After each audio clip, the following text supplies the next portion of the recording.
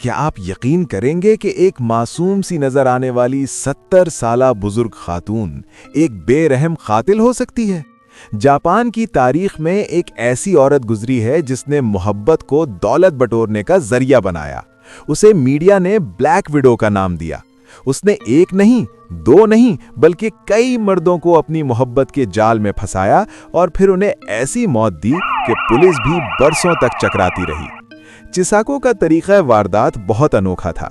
वो अमीर और अकेले मर्दों को ढूंढती थी जो बुढ़ापे में साथी की तलाश में होते थे।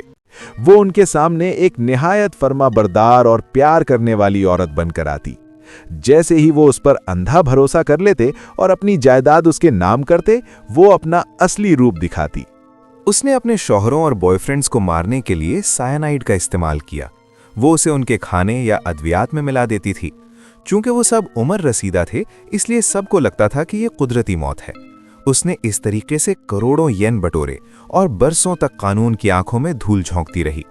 कहते हैं कि मुजरिम कितना ही चालाक क्यों न हो, कोई ना कोई निशान छोड़ ही जाता है।